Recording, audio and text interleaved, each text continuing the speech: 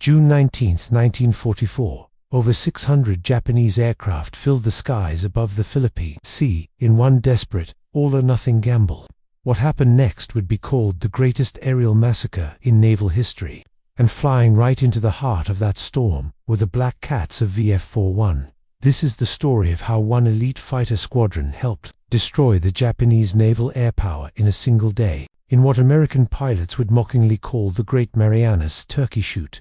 By mid-1944, the war in the Pacific had turned.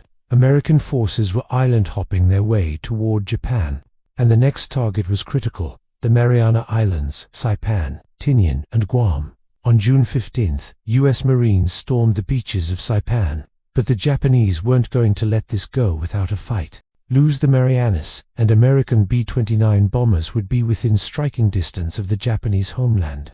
Admiral Jisaburo Ozawa assembled the mobile fleet, 9 carriers, 5 battleships, and over 600 aircraft.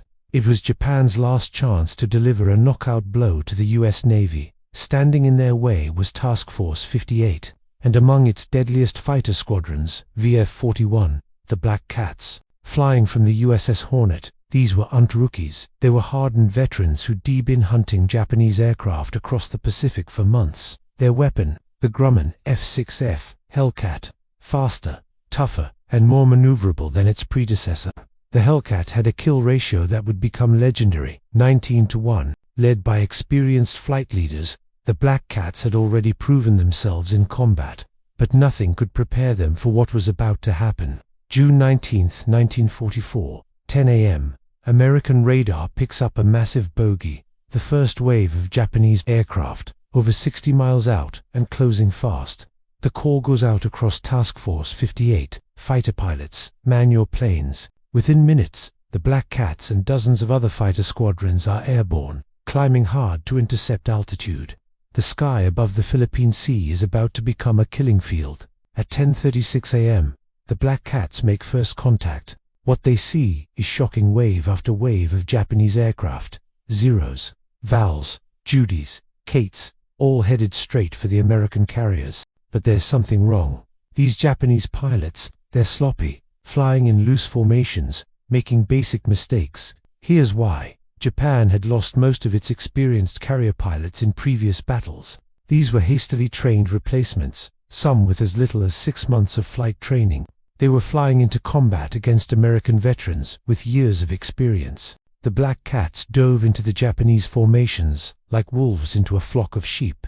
The F6F Hellcats 6.50 caliber machine guns tore through the enemy aircraft with devastating efficiency. Pilot after pilot from VF-41 racked up kills. The radio channels were filled with calls. Splash one, got another. They're everywhere. In just the first wave, American fighters shot down over 200 Japanese aircraft. The Black Cats alone accounted for dozens of confirmed kills. But the Japanese kept coming. Wave 2, Wave 3, Wave 4. Each time, the result was the same. American fighters, including the Black Cats, intercepted them far from the fleet and cut them to pieces. A few Japanese aircraft broke through to the carriers, but the wall of anti-aircraft fire was impenetrable.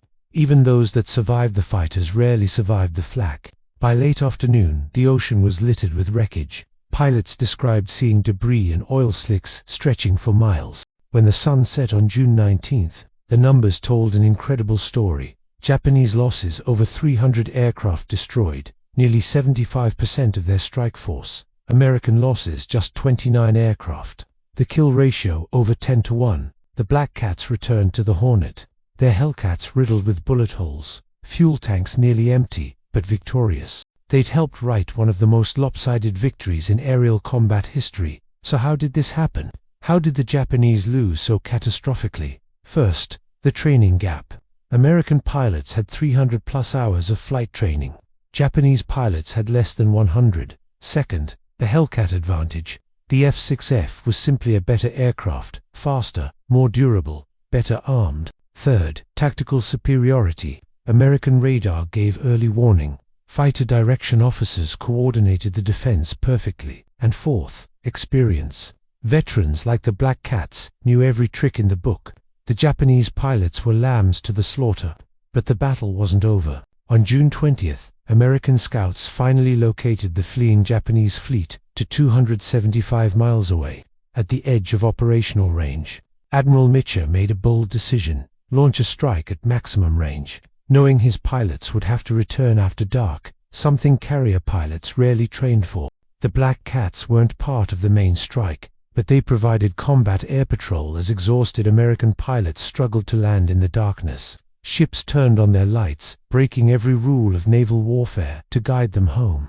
Many aircraft ran out of fuel and ditched in the ocean. But the mission succeeded. 2 more Japanese carriers sunk, and Japan's naval air power broken forever. The Battle of the Philippine Sea, the Great Marianas Turkey Shoot, marked the end of Japanese naval aviation as an effective force. They would never again threaten American carriers. For VF-41, the Black Cats, it was their finest hour.